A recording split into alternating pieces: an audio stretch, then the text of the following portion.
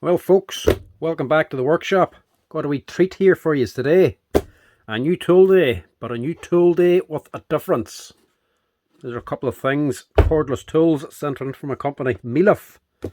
They sent us in a cordless grinder, jigsaw and belt sander.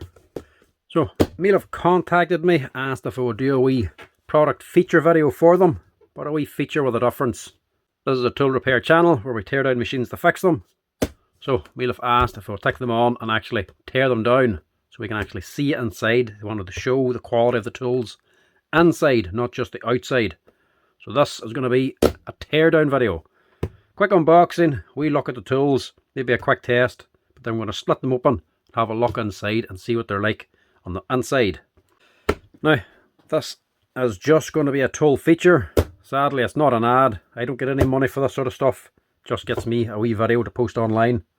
This crowd Mellif, I have actually seen some of their stuff before, and it ain't too bad to be honest. They're a budget tool, they're not a name brand, but they actually use the name brand batteries. That's the selling point. So it's not a copy tool, it's their own machine. They're just having it to work off a main brand battery, so you can get these here to run on different brands. These actually work on Makita batteries, because all my stuff's Makita, but you can get them for DeWalt, you can get them for Milwaukee, different brands like that. Same tools, different battery fits them. Now I wouldn't be completely unfamiliar with this brand. I have seen a few of them before in the workshop coming on for repair. Now obviously they're a cheaper budget tool. You're not going to get any spare parts for them. If they break down completely, need a spare part, you're buying a new one. But I have got them on for repair. We simple things like broken wires, stuff like that there. They can be fixed up. If it's simple, cheap fix, you can fix it. And to be honest, it has to be a cheap and simple fix for it to be worth fixing these here, because they are, like I say, a budget tool. But in saying that, the ones I did get on to be fixed had a fair bit of work done. It's not like they were only a few weeks old just out of the box. They were several years old and they had a lot of work done. So in fairness to them, they seem to last. So let's have a look at them, see what they're like. And we'll start off with a tool nearly everybody needs after a drill and an impactor. Cordless grinder. So like I say, this one runs off Makita batteries. She's not just a cheap old brush machine, she actually is a brushless 4.5 inch grinder. And she's not too badly boxed either. Simple and straight to the point. So, brushless grinder, 18 volts, Mellif, made in China. Actually comes with 12-month warranty as well. That's not to be scoffed at. And like I say, brushless motor. All the normal specs down the bottom. Lithium, brushless motor, 5 inch disc, quick release. All the normal bits. But that there's the interesting one. That's what I want to know. NSK bearings. We'll have to check that. That's a big selling point if that's what it is. If that's true and they actually use NSK bearings, this will be on par with a Makita and actually better quality than a Milwaukee or a DeWalt. But we'll open her up here now and find out.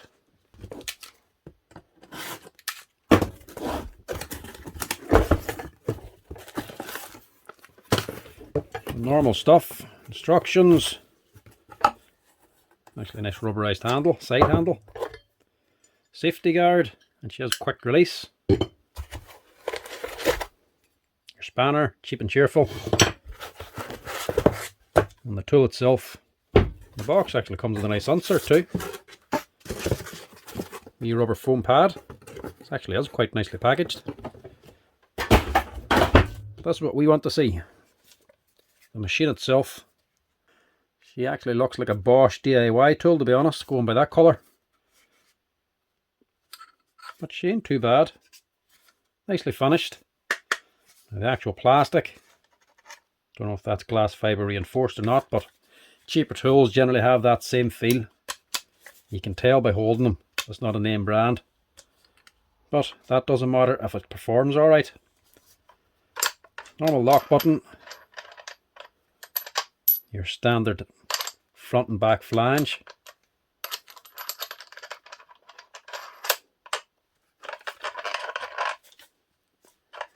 And you can tell she's a brushless motor. By that clicking sound when you turn it by hand. I get that question all the time. Should it be doing that? That's actually the permanent magnet on the rotor, actually clicking into each segment of the stator. That's why she steps like that. But all in all, not too bad. Let's see what she sounds like. And like I say, this one takes Makita batteries, but you can get them for DeWalt and Milwaukee's as well. So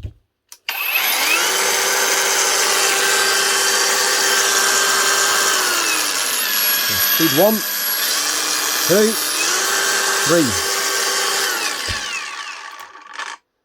Sounds like a standard brushless grinder, to be honest. Give her a quick test here. Let's see what she's like first. And then we'll get under her. And she's a proper 5-inch grinder as well. She's not 4.5-inch. So that'll actually work with both. You can put a 4.5-inch on if you want, but you have a bit longer cutting with a 5-inch.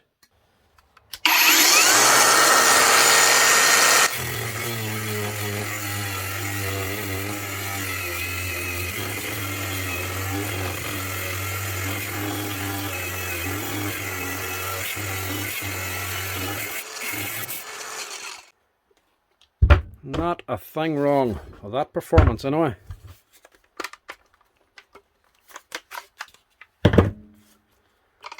That thing is no problem cutting. Plenty of power out of it. That first battery I put on as well was flat. Just to give you a comparison. That's the first one I had on, 5 amp-hour battery.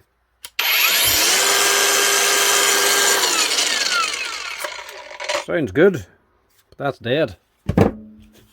This one's fully charged.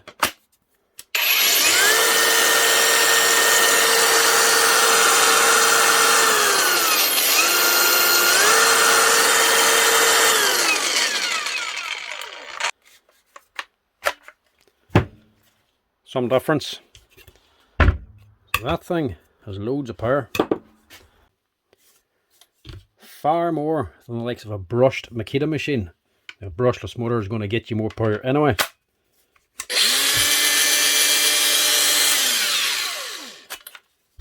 Some difference.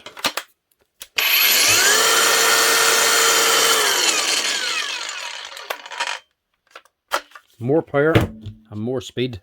Now that's not just because it's Mellif. Brushless machines and generally have a little bit more power. Wee bit more run time and a wee bit more power, roughly around 20% maybe. You don't see it so much in the likes of a drill or an impact driver, but when it comes to something like a saw or a grinder especially, it makes a massive difference. If you're needing a grinder, if you're doing any sort of work, you want a brushless one. These are great for small jobs and quick jobs, but anything big, they just can't handle it. Plus they don't have the same power. Brushless machines is what you actually want. Anyway, let's actually get into this thing, see what the insides are like.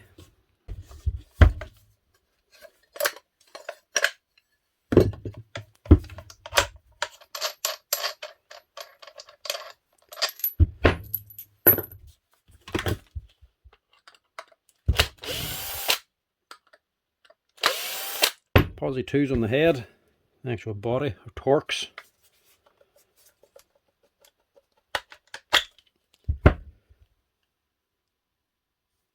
That's actually a decent wee motor.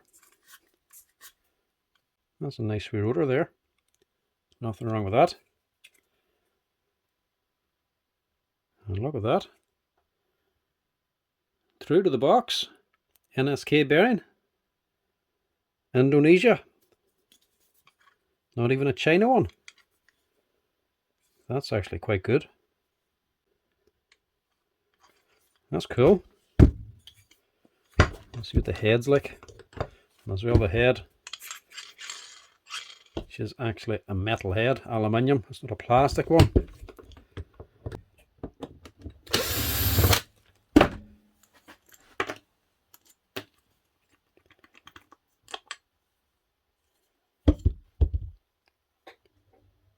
Nice gear. Not actually dissimilar to a Makita one. Different grease, mind you. That's just a nice white lithium gear grease. Put on the head of it, a needle bearing, not a bronze bushing, an actual needle bearing. That's another plus point. The head's actually built as well, like a corded machine. A lot of the brushless ones, you can just wiggle out the bearing, take off the head, wiggle out the armature and the bearing, and then the actual gear head will be pressed on normally. This one here is done like a corded machine. The gear head's sitting on and it's bolted down on top, and the bearing itself is actually held on a plate and screws. You have to get the rotor out to get to the bearing. That's something you don't often see on a brushless, cordless machine.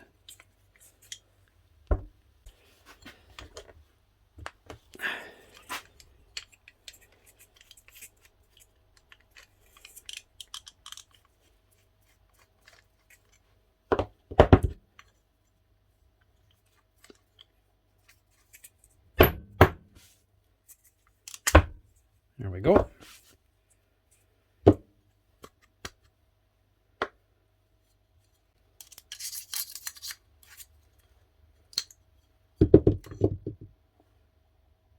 Nice wee gear. Obviously it's not a cut gear.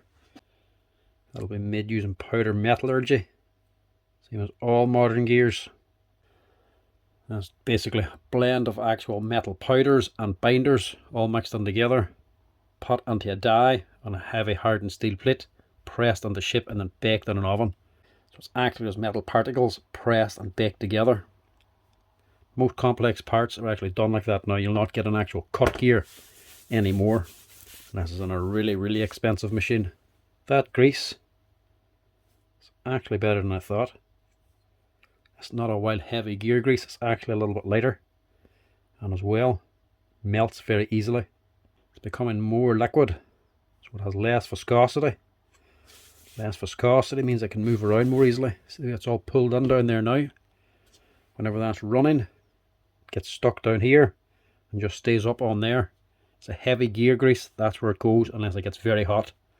Lighter stuff like this here, once it gets any sort of use, running for a few seconds or a minute or so, the heat of the head will start liquefying it and actually get onto the gears. So in other words, the gears in this won't wear out as easily, simply because of a wee bit better quality grease. I'm already liking this thing, to be quite honest.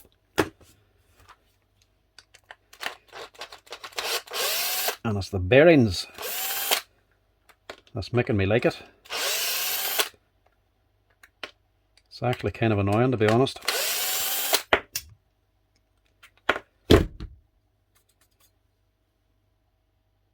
NSK Indonesia bearing, a 608, and this one here as well, a 607. Two standard normal bearings you would get on any corded machine. On the bottom of an armature you're expected to get an either a 607 or a 608. For a bigger machine, normally a 608 or a 6000 bearing for a bigger hammer or something. 608 up at the head, same as a Bosch grinder, and a 607 on the bottom, same as a Makita cordless grinder. How can a company like Mellif, making a budget brand tool that's more than half the price of the premium stuff, be putting on NSK bearings where the likes of a Milwaukee at over 200 quid? Doesn't do. They'll still use the cheaper China brand, same as DeWalt. How can the big brands be charging so much, but the cheaper brands can put on an NSK bearing, a proper quality bearing? Now obviously an NSK Japan will be an even better one, but Indonesia, not a thing wrong with them. That's a brilliant bearing to have on a cordless machine, especially at this price. Put that up there and give it a look inside of here.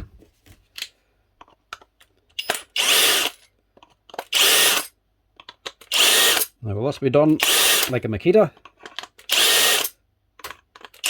or a Hikoki, or will it be more like a DeWalt, Bosch or Milwaukee, and then one solid piece?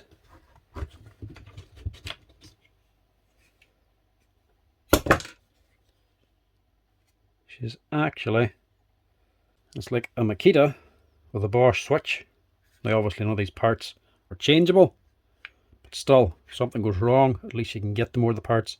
This is one solid piece. It's very difficult to actually get on and repair anything, like a broken wire or something like that.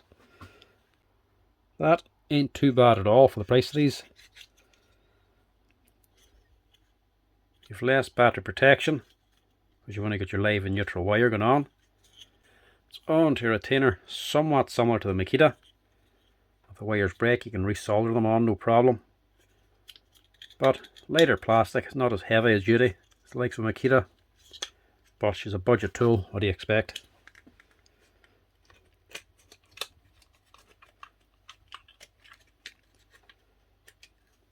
Everything else is actually fairly simple.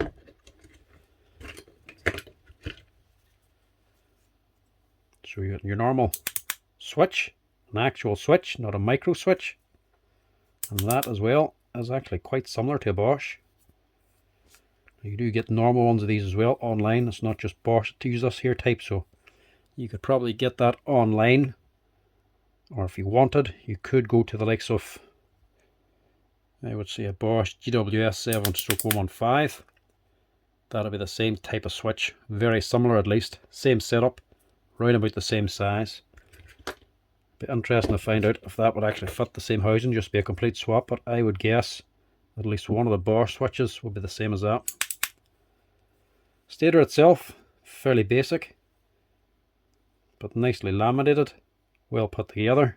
Nice heavy copper windings on it. It's not the most expensive setup in the world, but it does seem to work. So the stator's not too bad. Switch is alright.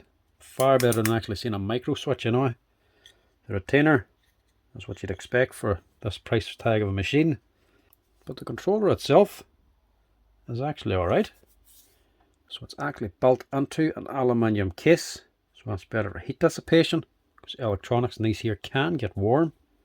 And that's completely resin potted in there as well. Just a wee micro switch for selecting your speed that's actually exposed on top. That's not bad, to be honest. So the inside of it is actually quite basic, but it's all there. And that there's quite impressive for all it is. Even on like a Bosch machine, you get a blue budget range Bosch stuff, like the drills and all.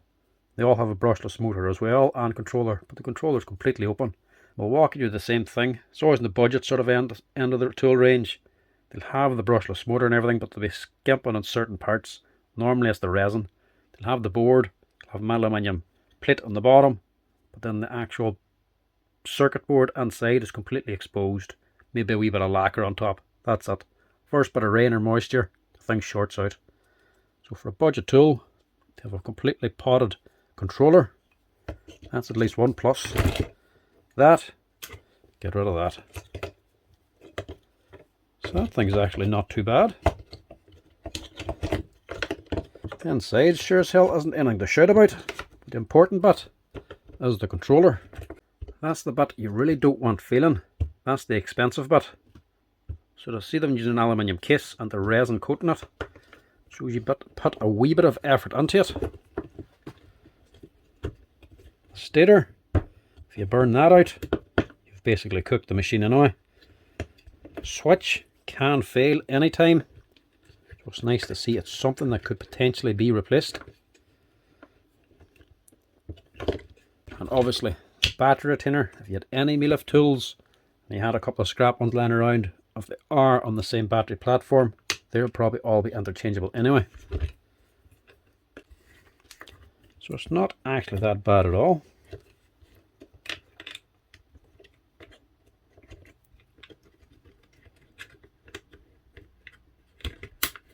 So she's not the most expensive tool in the world, and side of her is fairly basic.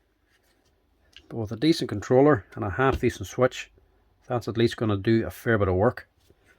And the fact that this has NSK bearing is actually just annoying me. You can spend twice the amount on a name brand machine and it not have NSK bearings. That there is a major selling point, to be quite honest. If they're using NSK bearings, it's because they're expecting or want the tool to actually last. So they've designed this thing to run for a while. they're going to use NSK bearings that keep running for as long as everything else inside of here. They last longer than just about any other brand. That says a lot about what this tool is expected to be doing. And to be honest, when you compare that to the likes of a Milwaukee, that's actually kind of annoying that they use NSK bearings. How can they afford to put them on to a cheaper machine, and Milwaukee won't put them on to an expensive machine? One thing I will say, it's definitely easy to work on.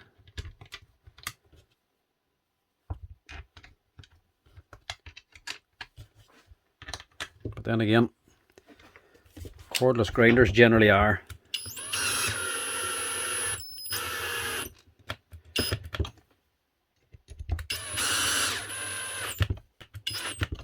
Now if that was a DeWalt, a Milwaukee or a Bosch, that switch should be integrated into the whole lot. The switch, the controller, and the battery retainer as well. So if anything goes wrong, you're not going to be swapping it out. Sometimes it can be hard to actually rejoin wires if anything goes wrong. At least with that, if a switch does go, you can most likely get something online fairly similar.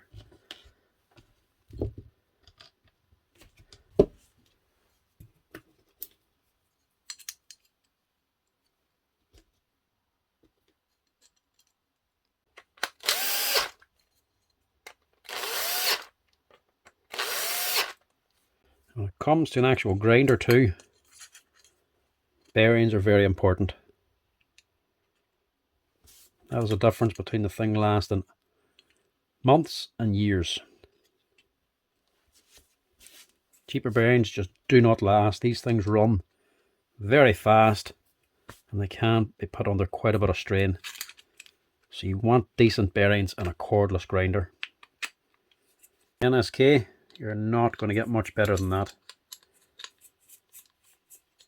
Plus, nicely fixed onto the machine as well. Don't have to go using a bearing press to actually get gears off the bloody thing.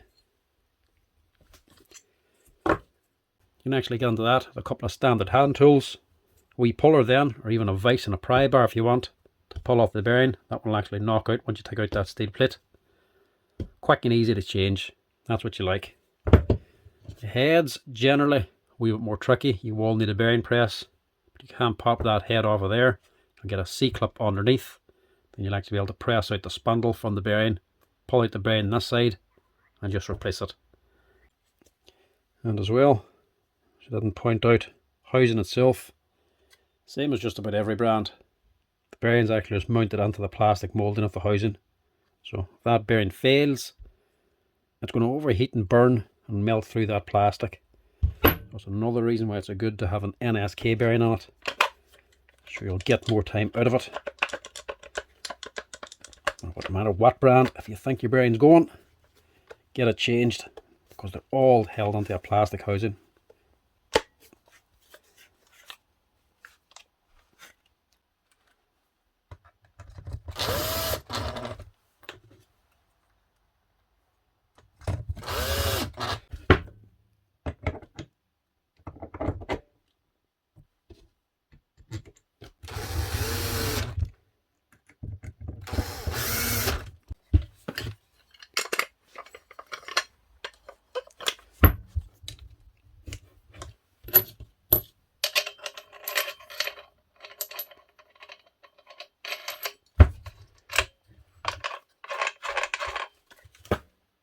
That's her.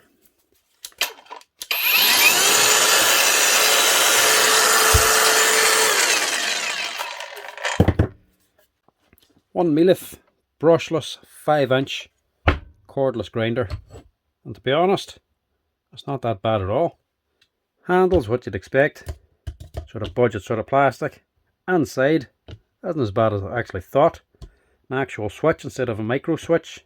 Half decent stator, but quite a good controller setup. The head's probably more impressive to be honest, but the biggest thing is them NSK bearings and that decent rotor. There's actually nothing wrong with that setup, and I would say that would last quite a while with them decent bearings on it. So that so far is a yes from me. Next one, let's get onto the jigsaw. So we're leaving the most complicated one till last, the belt sander. This here, jigsaw, more complicated than a grinder, but still not too bad. So this one's saying 20 volts, and this is more for the American market. 20 volts and 18 volts, the same thing, same batteries, they're all 18 volt. 18 just means the nominal voltage, what it's normally running at. 20 volts is just the maximum voltage. When you actually take the battery off the charge, it's at maximum 20 volts. No difference at all, it's the same batteries, just different advertising methods. That's wee Mellif jigsaw. This is the JS DC20B. And it's not advertised like the other one. It doesn't say anything about the bearings on it. But still, straight to the point. A couple of wee safeties. Made in China. No actual spec on it. Just the measurements. Let's see what's on her. Instructions. And a big blade. Look at the length of that thing. I have high expectations of it anyway. Gonna cut some stuff of that. And the tool itself. And a wee guide bar.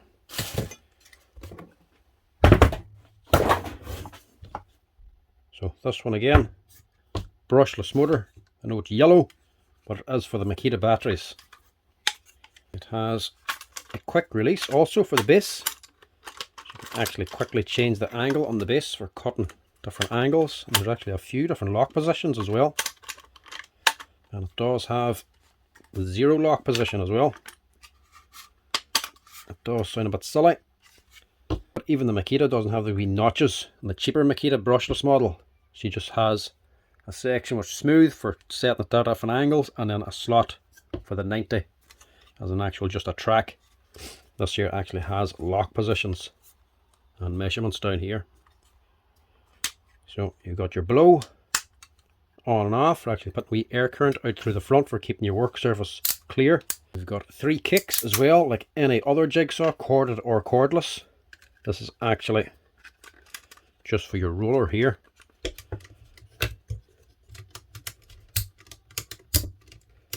There's a wee bar inside that pushes down and allows the roller, or the guide roller that your blade sits against, that kicks it forward. So whenever you're working, the blade's constantly being forced into the wood and then backs out, allows you to cut faster. So the higher the kick, faster the cut. But also, if you change your blade to a down cut blade, if you're cutting something like worktop, you really want to have something like this, because you can put it to 0, so there's no kick. If you have the kick on a down cut blade, it's kicking when it's on the upstroke, which means it's kicking when it's not cutting. You're not going to do anything at all, plus you're going to tear out the worktop surface. You want no kick on an upcut blade. So that feature needs to be on for just about every jigsaw. Side switch then, and a speed control on top. Let's see what she sounds like.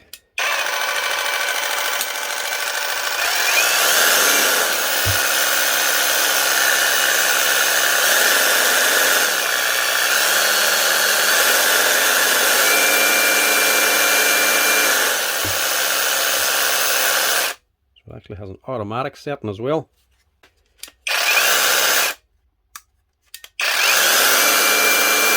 And it does have soft start as well. So I wonder what that A is for. It must be automatic. Unless that just regulates the speed itself. Keep her on high for now. And importantly, the tool holder is actually a quick release. Now, fair enough, that is very useful. Most people do actually prefer a quick release now. If you're doing any sort of cutting and you are changing blades, that is better. But for longevity, the actual screw clamp, an actual wee fixture with a bolt through it, lasts a lot longer. These here are good, but once anything goes wrong, if they get a bang or a knock or something, you can't break the mechanism. More pieces inside just mean more things to fail, but everybody wants to have a quick release now. Nobody really wants the bolt-on type. So this one, same as any. Pull back the lever, blade goes on.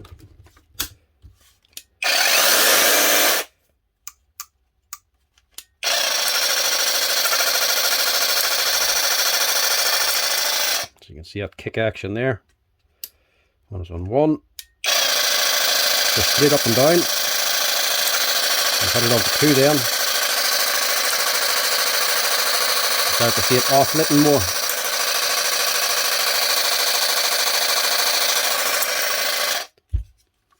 It's actually quite nice.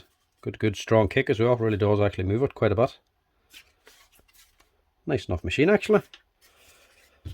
And she's in nice shape too. I like the way the battery's actually angled up. Keeps it a wee smaller profile. Doesn't have it too long at the back. She's comfortable to hold anyway. See what she cuts like.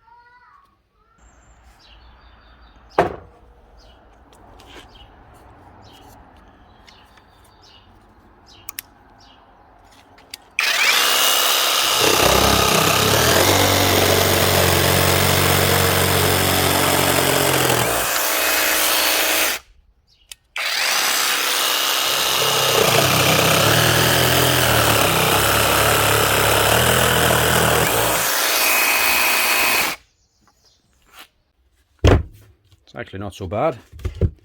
That'll be A, automatic, like Makita. She starts off at a lower speed, and once you actually start cutting in, she ramps up the speed then. So it's very much like the Makita soft start and the older original brushless Jigsaw. Handy wee feature, but a lot of people don't like it. So it's actually handy. You can just step it down to 6 and just have it on full power. The Makita, to turn it off, nobody really knows how to. You actually have to hold on the button on the top for so long before it starts flashing to actually switch off that mode. Very irritating actually. A lot of people don't like that. So it's handy that that has the same feature. And it's just on the wheel to switch it off. That blade's ridiculous, far too big. We get new blades for this thing anyway, whenever you get it. The tool itself, performance wise, plenty of power out of it anyway. Good fast motor. Comfortable to hold. Actually nothing wrong with it, to be honest. Plastic dust port. I would imagine that's going to break eventually. That'll be clicked in, I would imagine.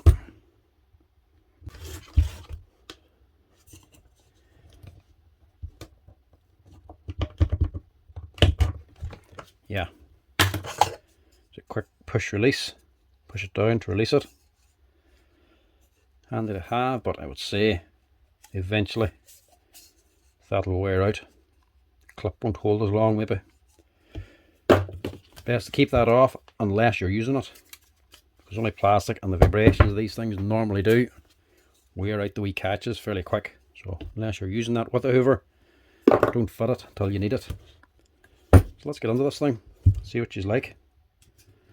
And straight away, this plastic insert's actually screwed on, which isn't a bad idea.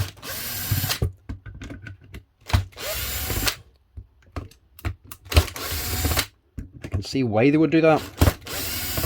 The normal ones are just clip on and they do become quite slack over time, and I don't like that. It's just a rough base. So they went for screws because once this is screwed on, it's there solid, not a problem. But the plastic bases do eventually wear, not straight away, but over time. And once they wear through, you're going to be exposing the head of the screw on the surface you're working on. But I would rather have that on a flat aluminium plate. So if this breaks, or you're not using it anymore, you want to take it off, you can just use the actual base of the Jigsaw. So in other words, if this breaks, you can't just use the aluminium plate on the bottom because it's not smooth. that could damage the surface you're working on. So if that breaks, you'll be making one of these out of ply, I would imagine, or just making your own. I can't imagine you'd be able to buy that there on its own as a spare part.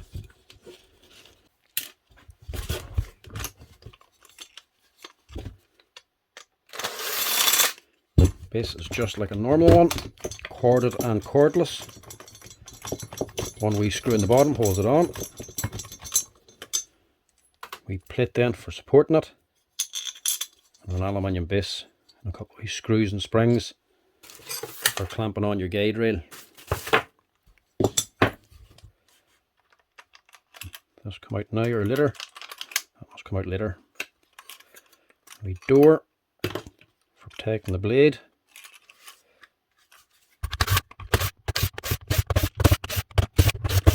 Plenty of screws in it. It's not going to fall apart on you. Now, the thing I want to know, is this going to be the same as the grinder? Will this have NSK bearings on it?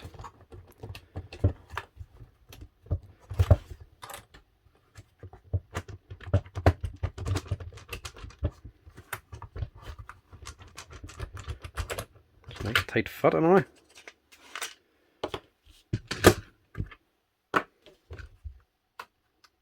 Doesn't look like an NSK anyway. So what he got, this actually looks like a bigger motor than the Makita one. Same setup, same idea, no board on the back, but nice heavy windings on it. Then you got a separate actual gearbox unit at the front, just encased on the actual plastic housing. Same way as all cordless jigsaws now. Switch, not as impressive, just a normal micro switch. On the upside, at least you can actually replace that if you need to. So you've got your same kind of battery retainer, just soldered on. And then your actual controller for running the motor. Not as high tech looking. Bit of a rough solder job on there. Then your wee wiring loom running up here to your speed control wheel. But the speed controller itself is actually inside an aluminium case, and it's all potted up and sealed. So plenty of protection against moisture in that one.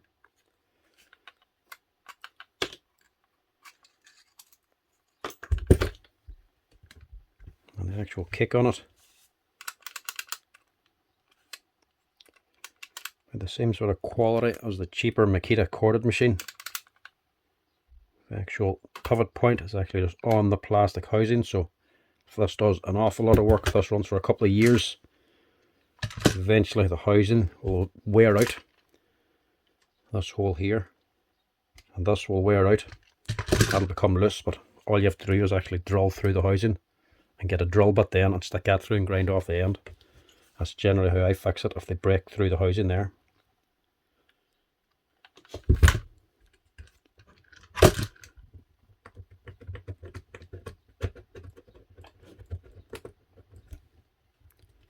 It's actually a solid unit. You got your standard leaf spring, same as every brand.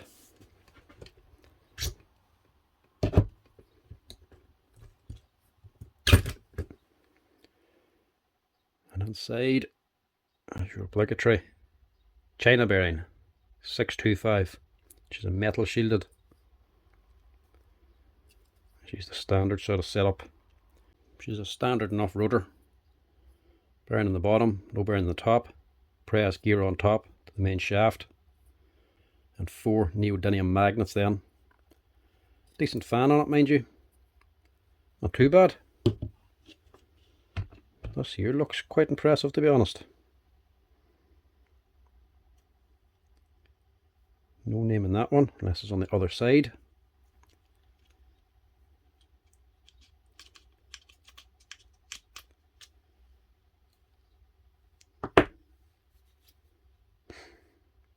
That's actually a nice wee setup there. A lot of brands, the actual guides for the top and bottom of the actual lifting rod are just set onto the housing here. This is set onto separate units on the gearbox housing. So these holders are pressed in there. They slide all together, so it's one solid block. And she's well greased as well. That's actually not too bad.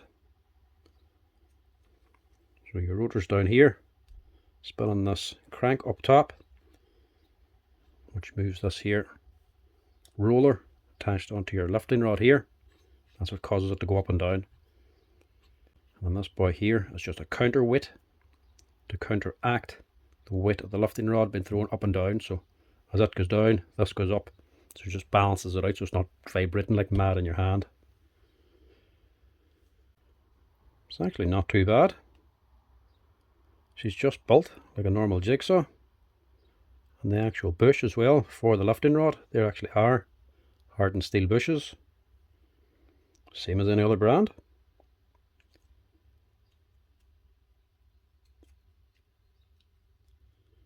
That drops down there. They drop in. You've got a wee felt oil seal as well. So generally, the only thing that's really going to go wrong in that there, same as any machine, switch and bearings. At least if the switch goes, you can't actually replace it. You can get them just about anywhere. She's just a 3-leg micro switch. Get them wee cordless grinders. Ryobi uses a lot of them as well. Go online, you'll get them. They're all sort of the same size. You'll have no problem replacing that. Bearings, it's just a 6000 bearing here. And a 625 bearing there. And I would say they're both China brand as well. So they're not branded bearings. Not as good as the grinder, so they'll not last as long. But they're easy to access if you do need to change them. Obviously just a pair of pullers to get that one there off. This one here, all you need is a thumb punch. You can either pull out that lifting rod, or you can put a thumb punch down through, just past that gear, and just knock it out that way. There's not actually holding it on here. So knock that out, stick another 6000 on. So that wouldn't be hard to do. But the gearbox on it is a nice wee unit. That's definitely impressive.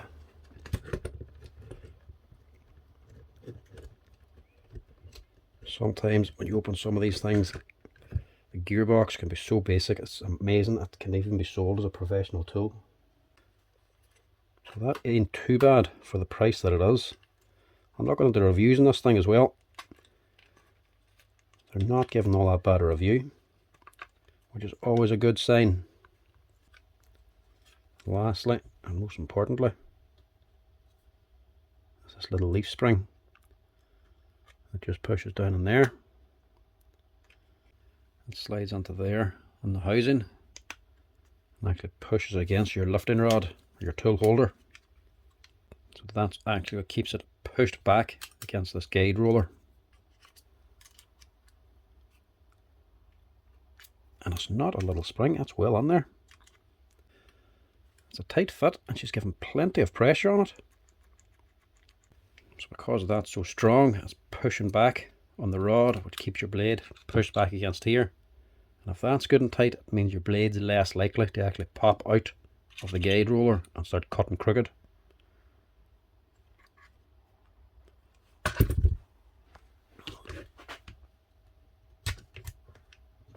That is really in there.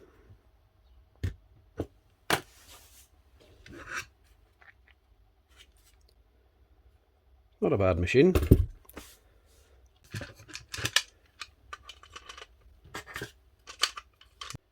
this will be the awkward bit here. Getting this quick release back in. So you have two slope sections here. So obviously when she's on the slope, she'll have pushed this, pulled this up, be clamping the base. So when she's sitting like this, she should be free. So that should be sitting like that. Drop that on. Should be able to hold it. Yep. We'll need that on first. Then we can put on the cover.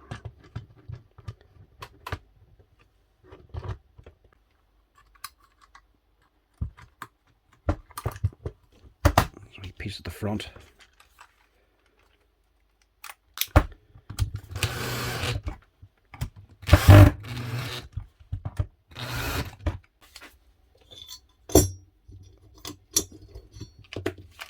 space then.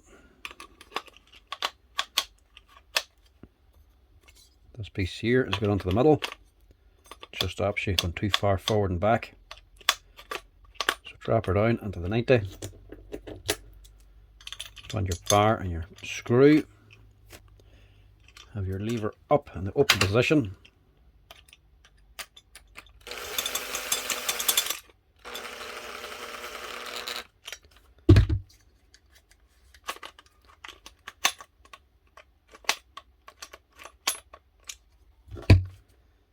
Give it an initial tighten.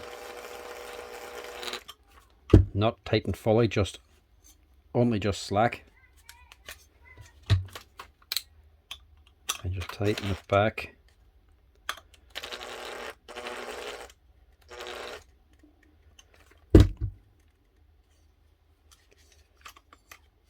It's not tight enough. Just need to fine tune it.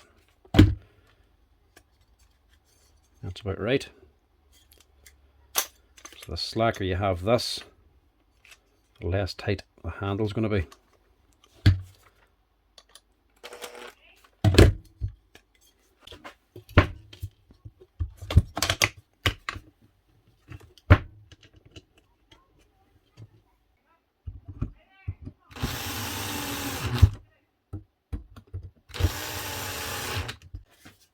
Lastly then, your little door, it just clips on the top. That's her, 1 Mellif Jigsaw, brushless, 18 volt. Not a bad wee machine. Fairly basic in the inside motor section, the actual motor itself, but decent enough looking controller and a very good looking gearbox. Doesn't have NSK bearings like the grinder, but still they're easily accessed. There's only 2. If they ever fail, it wouldn't be hard to actually replace them. Put in decent ones. But for the money, not a bad machine. And going by the reviews, it seems to do plenty of work. So yeah, not too bad. So that there ain't all half bad, to be quite honest. Now, last up is the belt sander. Now, this is a cordless, brushless motor belt sander. There's not many brands out there that are actually selling a cordless belt sander. And any that are supplying them are quite expensive. So this is actually a pretty cool tool, to be quite honest. And I've already been using this here thing to finish off a garden bench. It is actually quite good. And as well, comes with loads of belts. I don't know if they just sent these in because I'm doing a video on it. But if these things come, I think there's like 10 belts here. If these come with 10 belts, that's a deal in itself. You'll be lucky for most brands if you get 1 belt with the machine.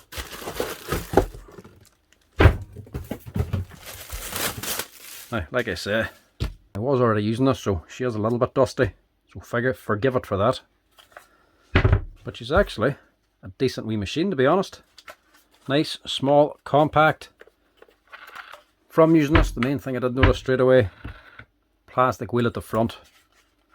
Now she is actually a hard plastic. She's a PA6 30% glass fibre. So she is a harder, denser plastic.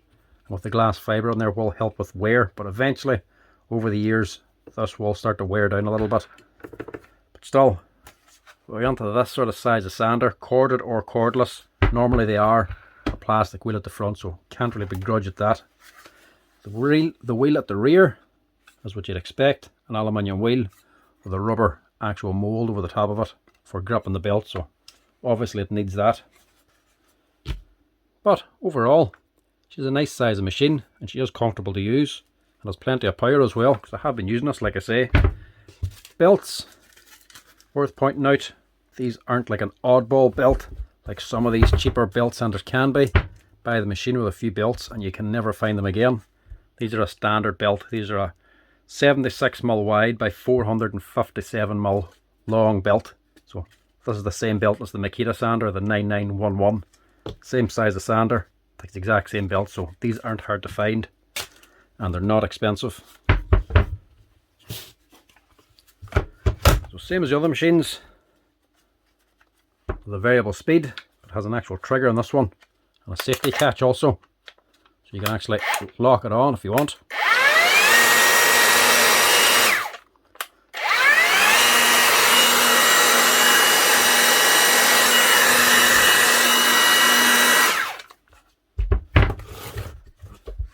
Same for any belt sander.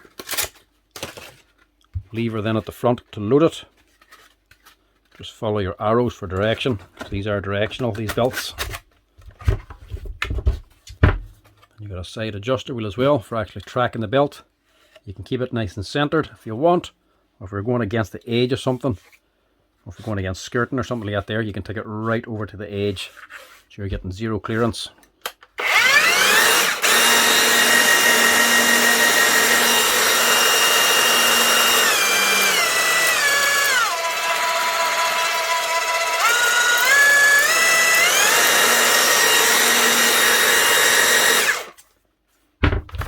Nice.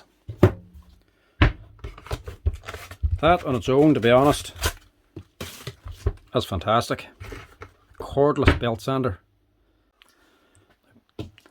Now, belt sanders in general, you can't really beat them. If you're doing any sort of carpentry, they come on so handy. For finishing off or just generally getting rid of rough surfaces, especially on a rounded area, these here are fantastic. Even better when you get them cordless now. But let's get onto this one and actually see what she's like inside. The question is, where do we start? We'll just take it like a normal Makita one. Start this end. There's another wee feature as well, didn't notice. That's the actual handle. She's bolted on, but she's on a slide. So you can actually adjust the height as well if you want. If this is too far down, you can actually tick her up. That's cool.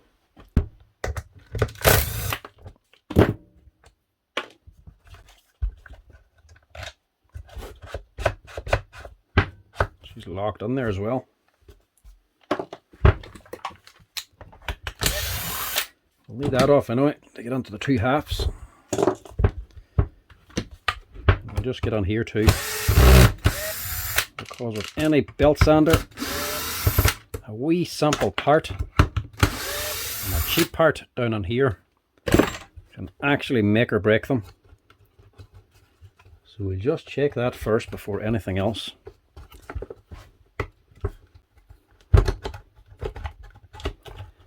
These are normally on a big spring. Yep. I'll just take off the set screw. Plenty of adjustment in that, and a good heavy spring as well. That's not as good, mind you. The actual handle, lever, that's only plastic. Can't imagine that lasting all that long. The bracket itself and the roller, fairly good. So down on here is where your belt's going to be running around here. That's the bearing also. Not a name brand, but a good rubber seal on it. CN ball, not sure about that name. Doesn't look too bad though. But this is the main thing. As she's running, this wheel here is actually driving the belt, and she's running round down here. You've got a set screw as well for tracking your belt back and forth. If that's not right, your belt will run over this side. And all this is plastic. So if that belt starts running down here, she is going to start cutting, and I mean cutting, through the housing. So on the big Makitas, you'll have a steel plate down the back of here called a wear plate, or most brands will have it. So just in case the tracking goes too far over, that'll actually stop it from cutting through the plastic housing. Cheaper brands will have nothing. So if you track it off, you should actually just cut through the machine. This one actually does have two wee steel plates, but they're only small wee plates. They're only going to help to a degree. No, sorry.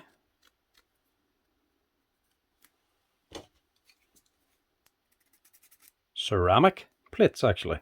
My mistake. I was going to say it'll be no time at all before it actually cuts through that if it was a steel plate. But that's ceramic. So it'll actually take a good bit of time for a belt to actually cut through a ceramic piece. So there's one over here protecting down this side, and one up here protecting where it's actually going to be tracking. So it mightn't be a big lump of steel, It helps keep the weight down, and it'll actually do a good enough job. The ceramic one will resist the wear a lot better than steel.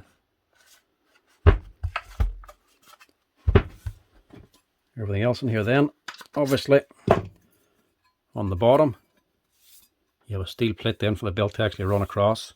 The belt itself is just going to be a cloth on the inside. So that's just going to be rubbing on the steel plate. Without that, it's just going to wear through the plastic in a matter of minutes. It's not going to be getting the abrasiveness off the belt, but eventually bits of the grit and what you're cutting is eventually going to start rubbing on this here and wear through the plate. That takes an awful long time. You're not going to wear through that too easily. Even the Makita 9911 just has a steel plate in the bottom. It's only the bigger ones, when you go into the 4-inch belt sanders, that actually have like a cork pad and a friction plate. So instead of having just a steel plate, they mightn't even have a steel plate, it could be just an aluminium base, but they'll have a rubber pad at the back of it, and over the rubber pad they'll have a friction plate, which is actually a carbon graphite impregnated cloth plate. So there's less friction, the belt actually just runs smooth across it with very, very little friction. These here are going to produce friction and they're going to get hot, but that's what you get on this size of belt sander, not just this machine any.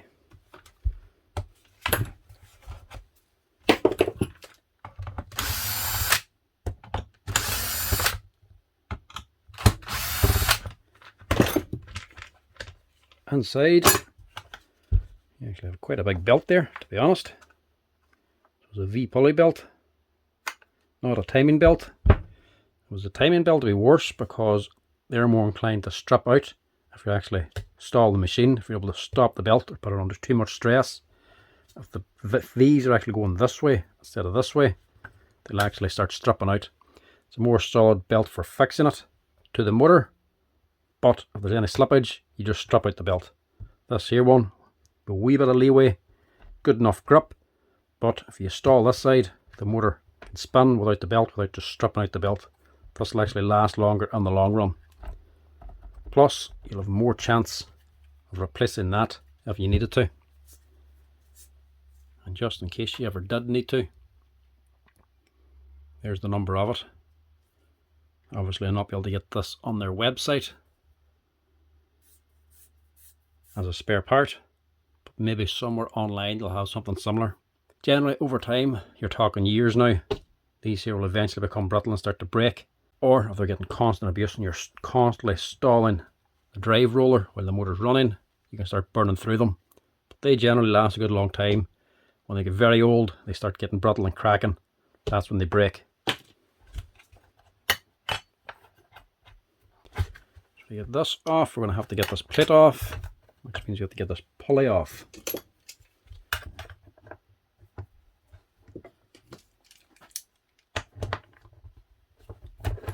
There's only one nut on top holding it on, so it's not hard to get into.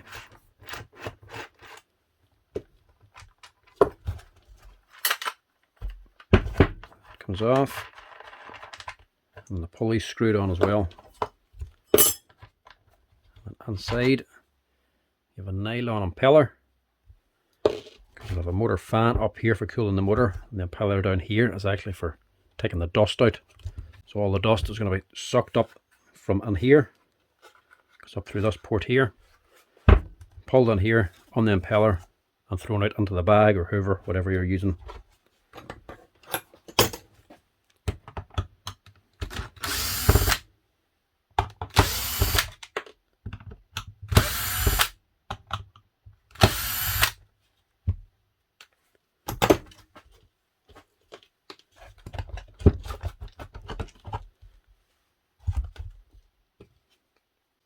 So this part is only plastic housing,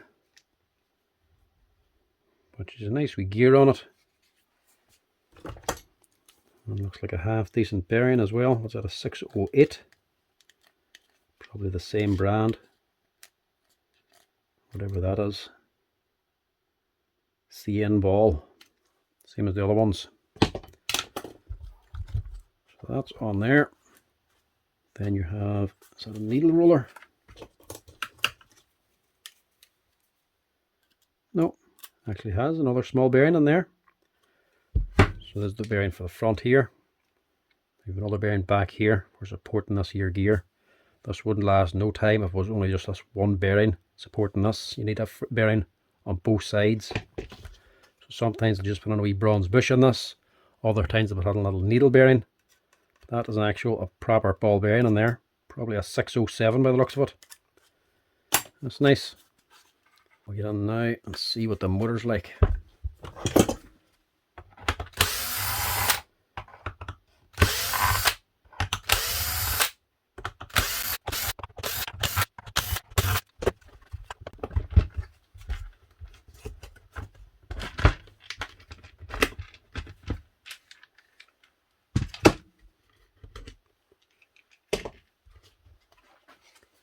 Now, different motor from the last two. Different setup completely. Looks like an impressive switch on the outside, but she is, again, I would class as a micro switch. But she is quite a big one. Not like a little one you normally get. It's actually a half decent one there. So inside you got your brushless motor, your controller, battery contacts, this wee micro switch, and your speed control board. So to get the motor out, you also have to take off this here.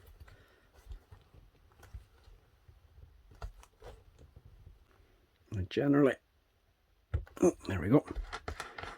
This will be a different thread. So this is a left hand thread on this side, and it's a right hand thread down here. So they're going opposite ways. So they actually tighten up instead of one of them becoming unscrewed.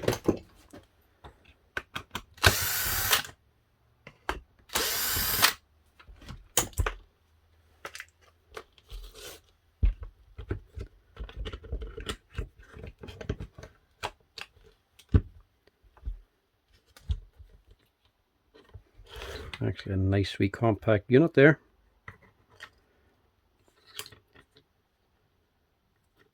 So if you wanted to, you could take it apart, but you first have to take that fan off, which is pressed on. Taking it off, you may loosen it up and mightn't get it back on tight again. You could have to put a bit of glue on, but you're going to have to take 2 screws off of here to get this plate off. Then you're going to unscrew these 4 retaining bolts to take the whole motor assembly out. But overall, she ain't bad. Same as the other ones. She's just a stator. There's no control board on the back. Then you've got your solid state rotor then on the inside. Over on this side, somewhat similar controller, but again, fully potted and on an aluminium body as well, so good heat dissipation for the board. Generally, likes of a belt sander, they don't get the same sort of abuse as the likes of a Jigsaw or a planer or something. They're not going to be out in the rain as much. Grinders, drills, impactors, that sort of stuff, you're guaranteed they're going to get wet at some stage. You need to have a potted controller.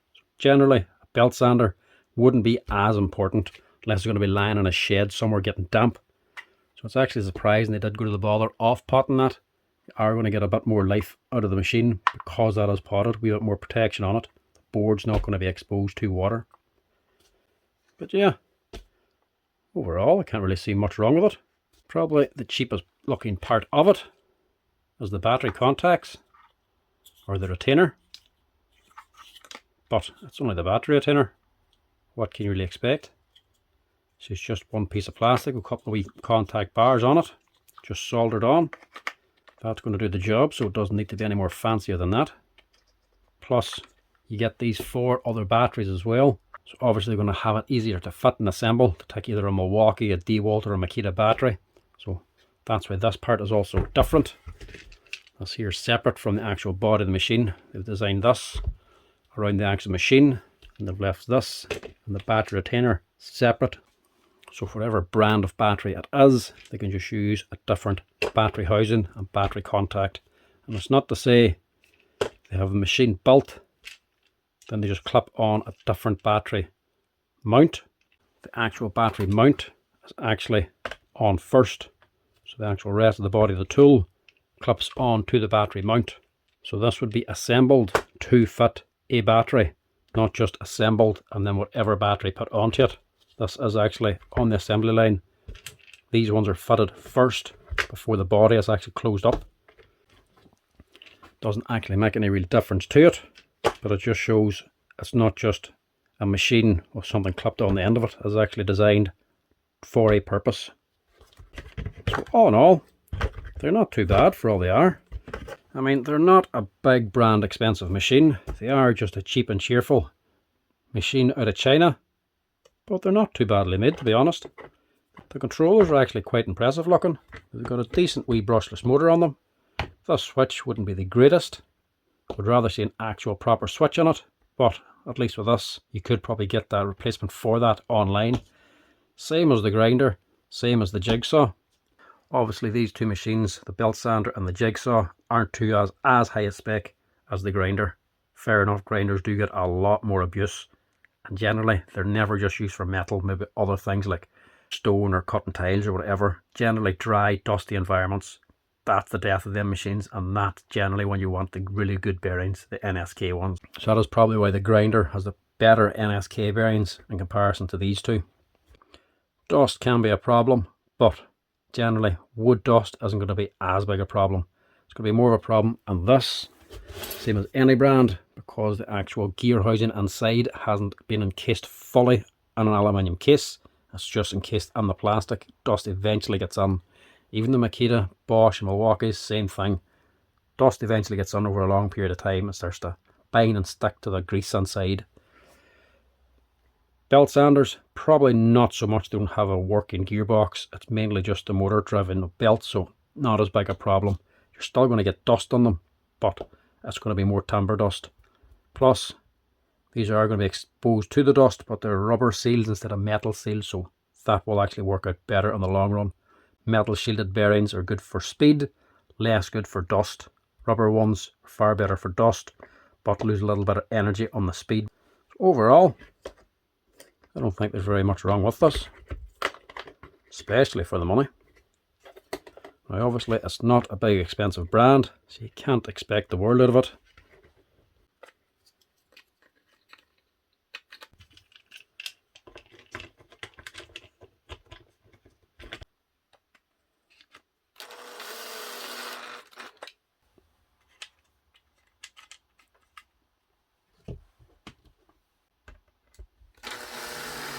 You'll be amazed just how essential them two little pieces there are.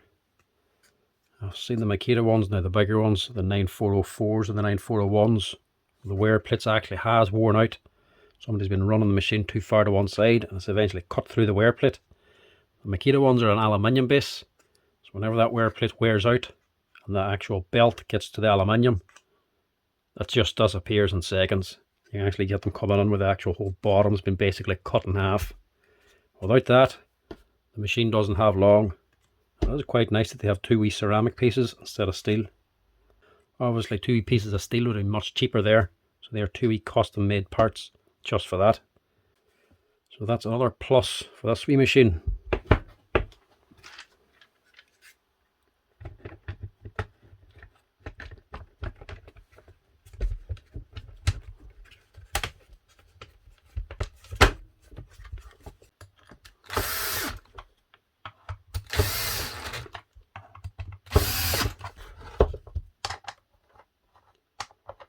Now, tightening up these pulleys, don't worry too much about it. As that machine runs, because there'll be 2 different threads, 2 opposite threads, they'll actually self-tighten themselves. As long as you're hand tight, you're good. Don't go over tightening them too much.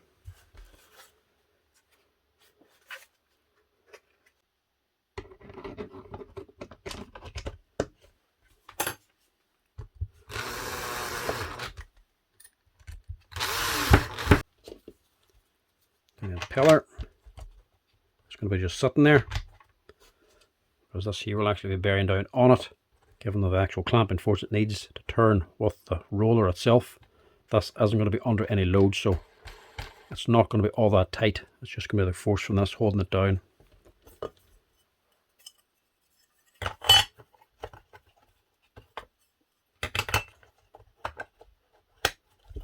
And this should go over the top.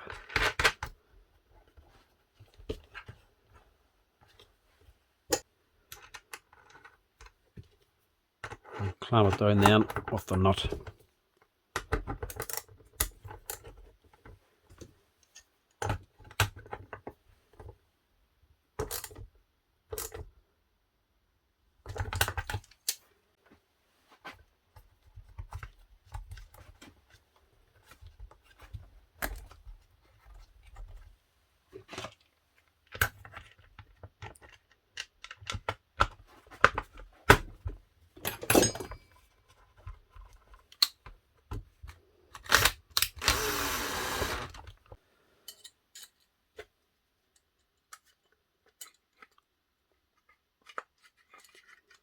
In other words, you have to put this out on a bit of an angle.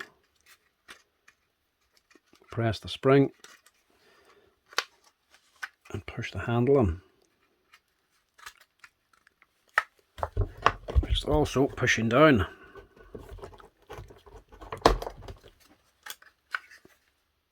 That looks alright. You'll have a spring on here too.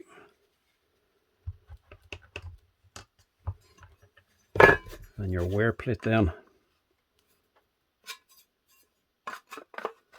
be that way.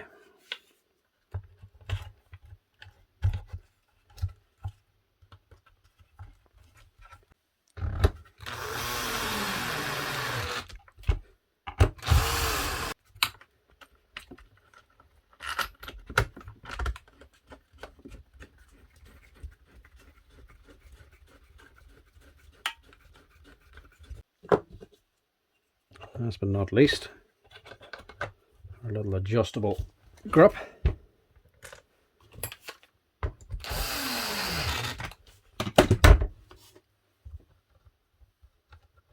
Nut and bolt then to hold it on. I'm just going to set that nice and high actually.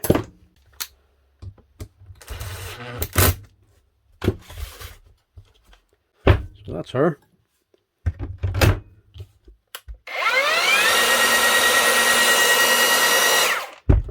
And as well, all of these things actually do have a proper soft start as well.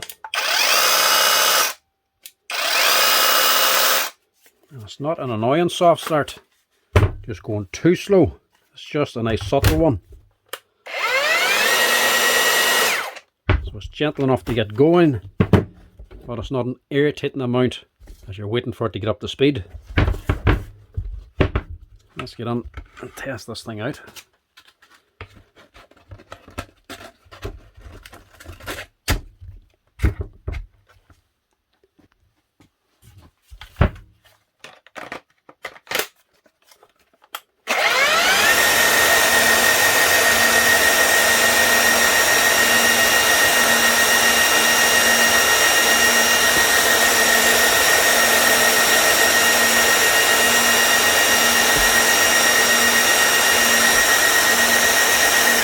You can easily fine tune it as well, keep the tracking right.